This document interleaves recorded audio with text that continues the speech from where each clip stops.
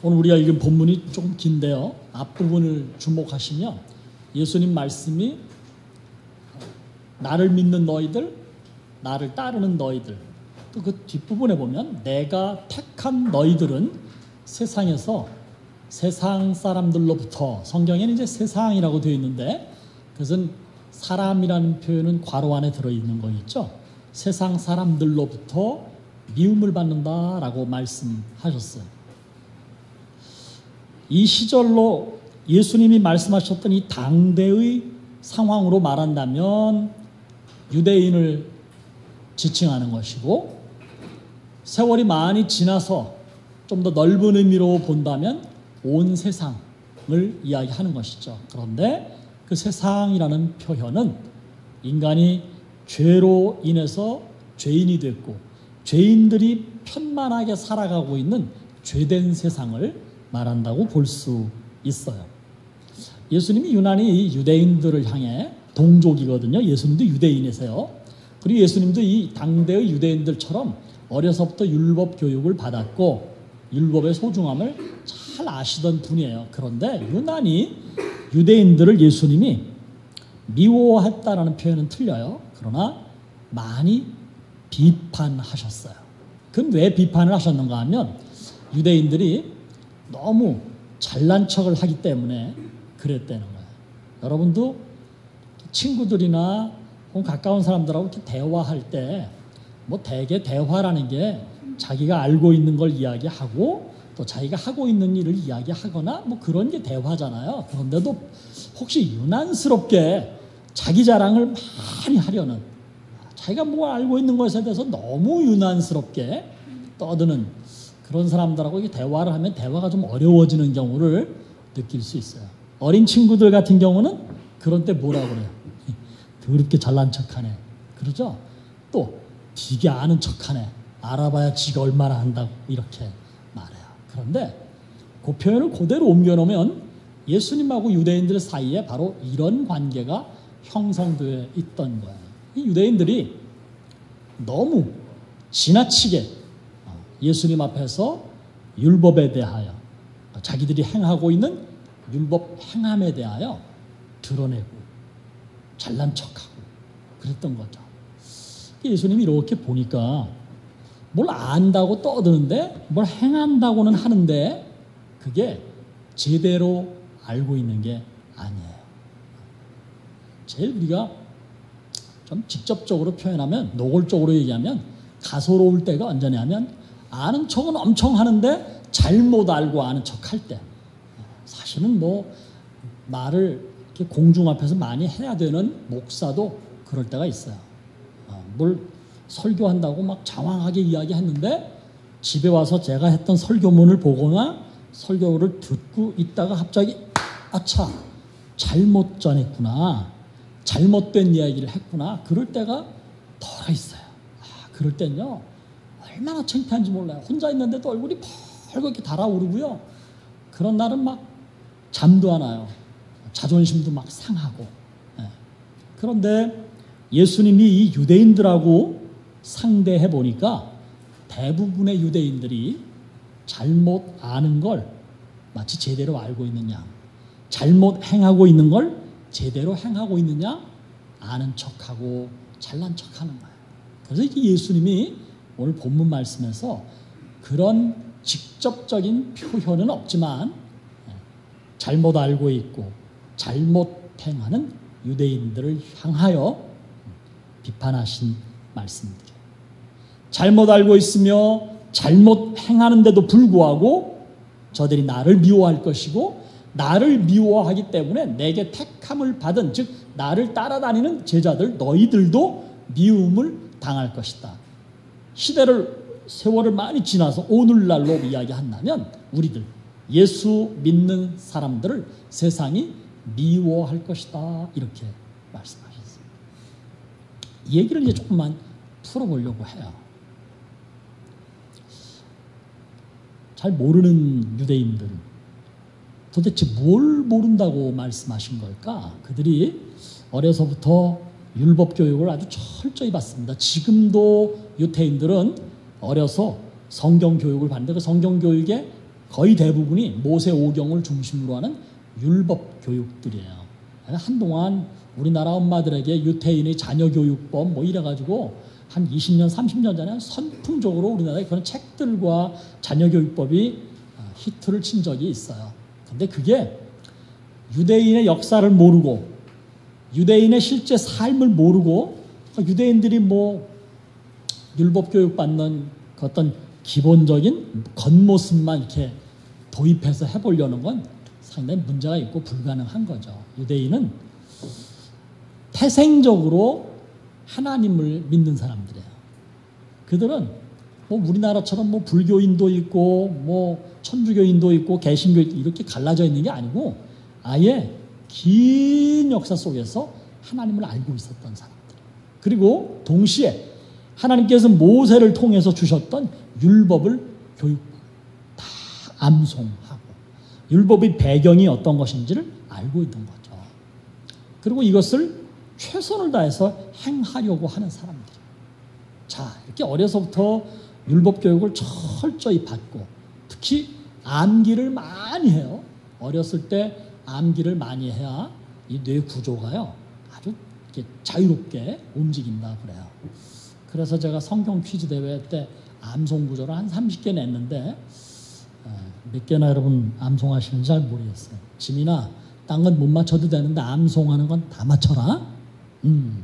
자신 있게 대답합니다. 조장이 누구지? 니네 조에? 언니.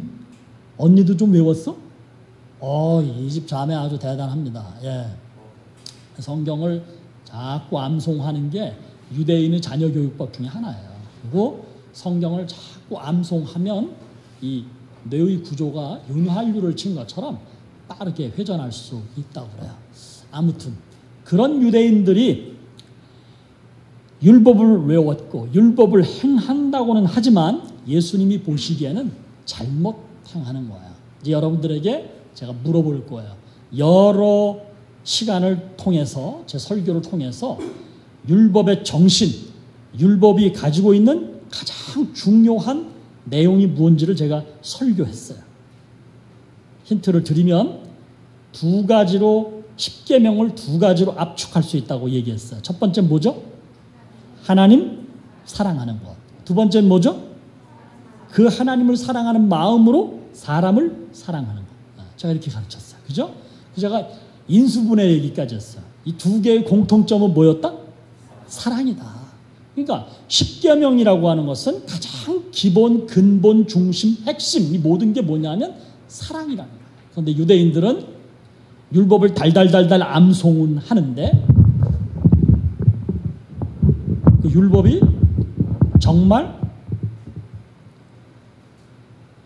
가르치려고 했고 정말 우리에게 그렇게 살라고 말씀하신 근본 핵심 사랑은 유대인들이 행할 줄 몰랐던 거죠.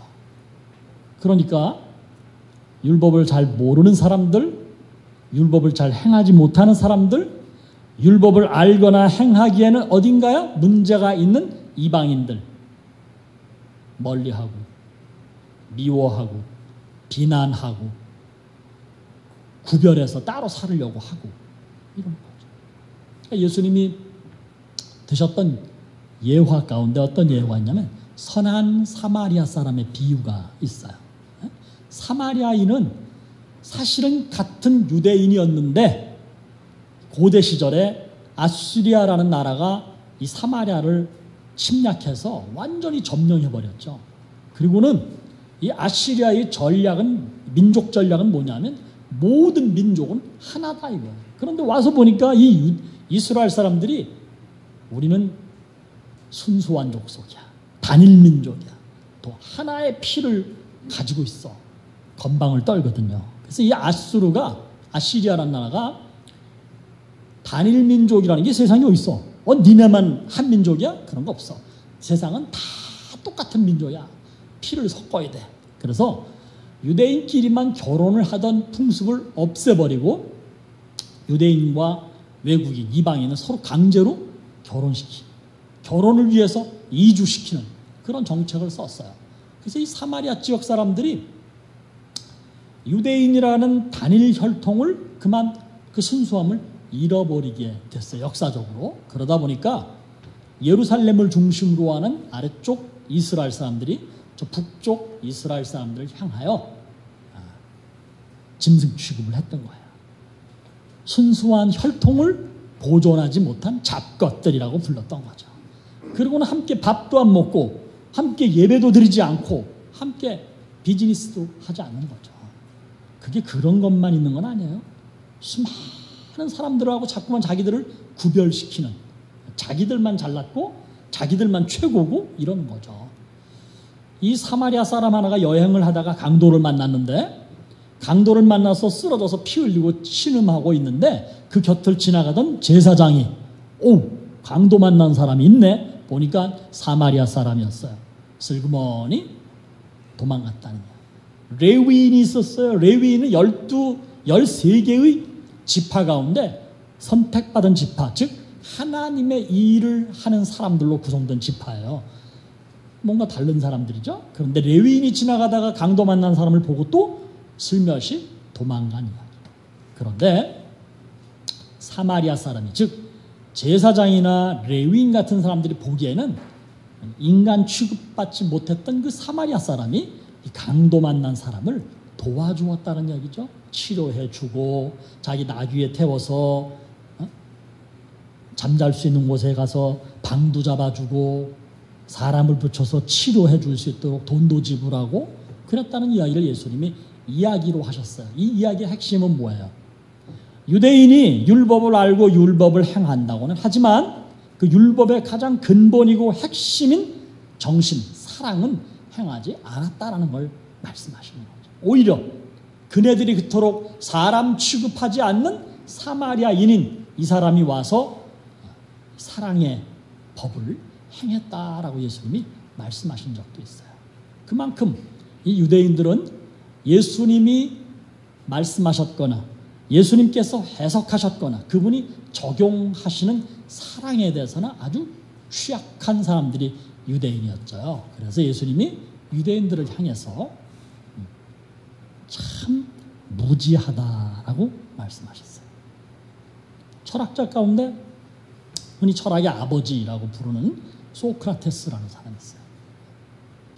예준아, 소크라테스 하면 딱 떠오르는 한마디가 뭐 있어?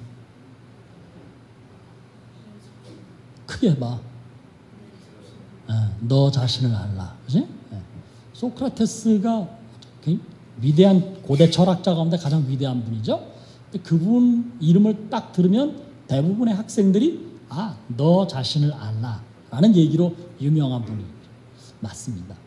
근데 이 소크라테스가 이 말을 누구에게 한 거냐면 함께 살던 당대의 그리스 다른 철학자들을 향해서 했던 얘기예요. 우리처럼 무식한 사람에게 했던 얘기가 아니고요. 자기처럼 공부를 많이 했어요. 그 시절엔 철학이 최고의 학문이거든요. 이 철학자들을 향해서 얘기해요. 이 철학자들이 만나면 다 이야기를 하는 거예요. 철학이라는 게 세상을 사는 지혜거든요. 그런 얘기들을 막 하는데 대부분 보면 침 튀기면서 아까 얘기했던 것처럼 자기 잘난 얘기를 자꾸 하는 거예요. 자기 아는 척을 하는 거예요. 소크라테스가 이렇게 들어보니까 말 같지도 않은 소리들을 하고 있는 거예요. 그래서 소크라테스가 했던 얘기가 자꾸 이렇게 웃기는 소리 하지 말고 네가 누구인지 내 자신을 알아라. 그 뒤에는 뭐가 생략되어 있는 거냐면 너 자신의 무지함을 알아라. 너 자신의 무식함을 알아라. 네가 안다고 지금 따따붙다고 떠들고 있지만 사실은 네가 무척 무식한 놈이야. 근데 왜 너는 스스로가 무식한 줄을 모르냐는 거죠. 되게 무식한 사람들이 아는 척하기 시작을 하면 목소리가 커지고 말이 길어져요. 그러다 보면 되는 얘기 안 되는 얘기 막 섞어가요. 여기로 갔다가 저기로 갔다 천지사방을 왔다 갔다 해요. 도대체 무슨 말을 하자는 건가 잘 모르게 되는 거죠. 너의 무지함을 알아라. 내가 참 무식한 사람입니다.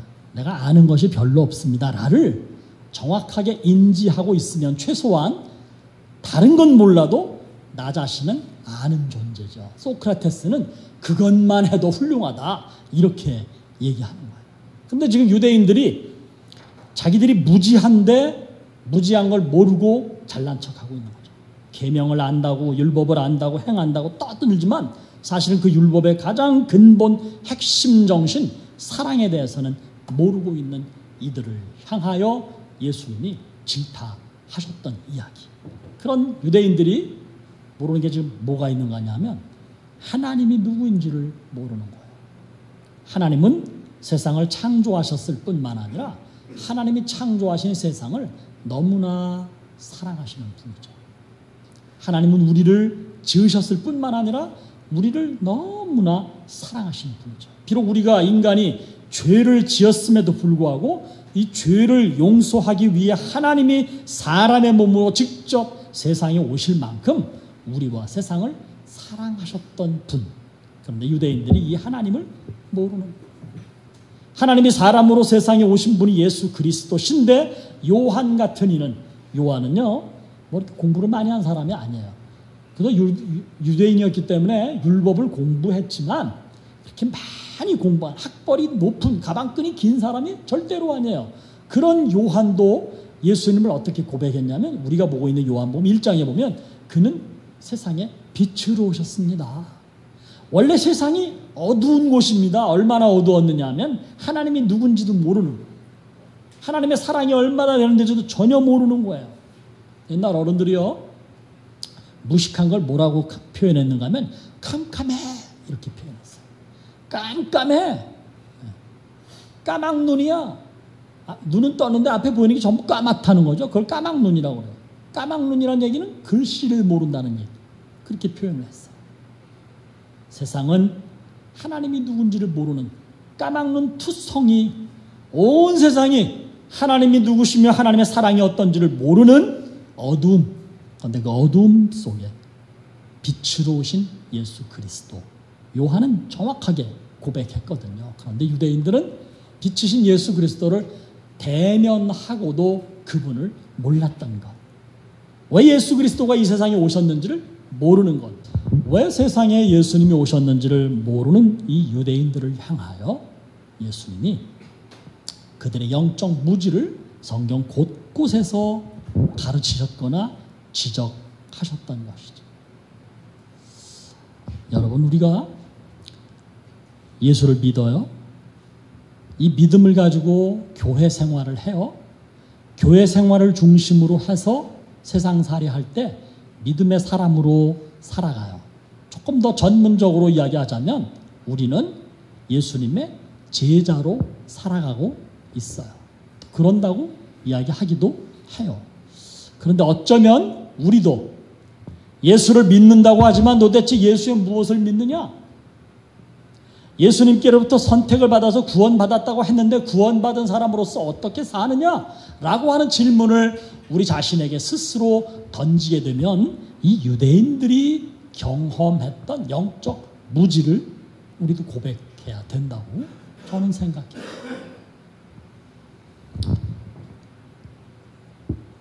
주일을 성수해야 합니다.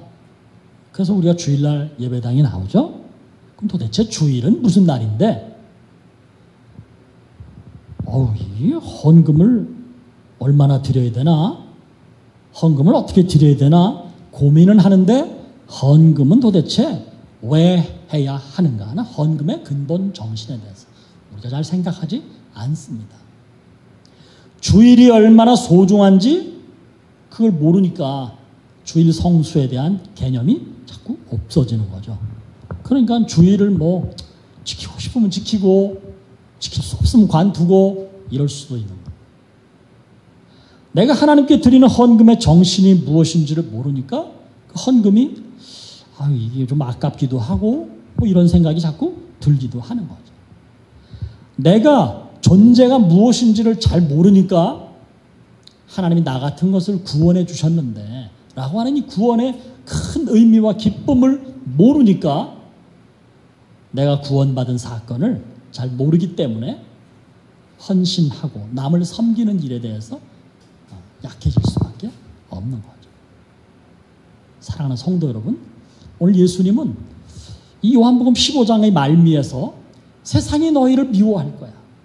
그들이 나를 미워하기 때문에 내게 택함받은 너희들도 미워할 거야. 왜냐하면 그들은 사랑이라고 하는 이 하나님이 주신 계명의 핵심을 모르기 때문에 그들은 사람을 사랑하기보다 갈라내고 함께하기보다 서로 나뉘어지고 품어주기보다는 밀어내고 누군가를 위해서 희생하고 헌신하기보다는 자기를 드러내고 자기가 주목받기를 원하는 사람들이기 때문에 내게로부터 하나님의 사랑이 무엇인지를 배웠고 나를 통해서 그 사랑이 어떻게 세상에 드러나야 되는가를 알고 있는 너희들. 그래서 이제 내가 세상에 없으면 날 대신해서 내 제자로서 하나님의 사랑을 말과 몸으로 드러내며 실천해야 될 너희들을 사랑을 모르는 세상은 미워할 것이다 라고 말씀한 거예요. 사랑하는 성도 여러분, 하나님이 우리를 많이 사랑하셨어요. 얼마나 사랑하셨는가 하면 우리의 죄를 대신해서, 죄값을 대신해서 하나님이 십자가를 지실 만큼 사랑하셨어요. 그리고 그분은 수많은 계명들을 인간이 기록을 했지만 그 계명의 가장 중심, 다른 거 다 못해도 괜찮지만 이거 하나만큼은 제대로 해야 된다. 그 정신이 바로 사랑이라고 가르치셨어요. 그런데 정작 세상 사람들은 사랑이 많이 부족한 거죠. 자기 중심인 거예요. 누군가를 섬긴다, 누군가를 품는다, 누군가와 함께한다 라고 하는 거는 언제나 뒷전이죠. 왜? 내가 중심이어야 하니까. 예수님은 그런 세상을 향하여, 그런 세상에 물든 인간을 향하여 유대인들이 너희를 미워할 것이다 라는 말씀 하나로 이런 의미를 전달해 주셨던 거예요. 여러분, 우리가 하는 교회 생활, 작지만 뭐 한 20명 넘는 이 공동체가 모이는 이 모임 속에 언제나 사랑이 깃들어 있어야 돼요. 사랑한다고 해서 뭐 꼭 맨날 만나서 무슨 허그하고 그러자는 얘기하는 거 아니에요? 우리 안에서 누군가 누구를 위해서 마음으로 깊이 기도하는 사람들이 있어야 하고, 내 안에서 누군가를 생각하며 그의 아픔을 위해 혹은 그의 상함을 위해 혹은 그의 부족함을 위해서 품어주는 마음으로 기도하는 것, 굉장히 소중한 일입니다. 실제로 그런 일들이 있을 때 우리가 서로 섬기는 일 소중합니다. 교회 밖에서도 내 가까운 사람들을 위해서 내가 어떤 일이든지 헌신하고 희생하려는 마음과 삶을 살아가는 것, 예수님이 가르치신 사랑이에요. 이걸 행하는 과정에서 어려움을 당할 수도 있고 힘든 일이 있을 수도 있겠지만 예수님은 우리를 향하여 끝까지 사랑해야 한다라고 가르치셨어요. 이걸 모르는 사람을 예수님은 영적 무지함이다라고 말씀하셔요.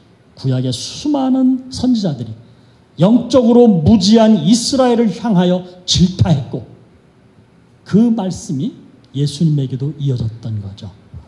오늘 이 땅에서 예수를 믿는 여러분과 제가 주님의 사랑이라고 하는 것이 내 삶에서 어떻게 자꾸 열매를 맺을 것인가를 고민하고 많이 생각하고 고민과 생각을 작지만 실천해가는 그런 그리스도인으로 섬겨갈 수 있기를 주님의 이름으로 축복합니다. 기도하겠습니다. 하나님 감사합니다.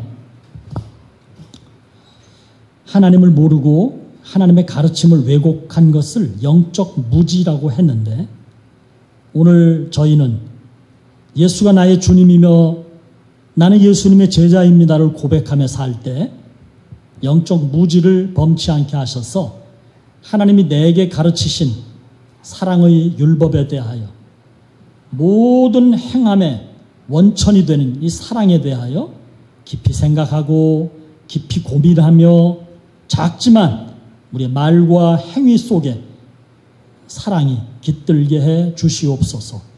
우리 교회 안에서 서로 사랑의 마음을 품게 하시고 교회 밖에서 하나님의 사랑으로 사람들을 대할 줄 아는 우리 나무가족들이 되게 해 주시옵소서.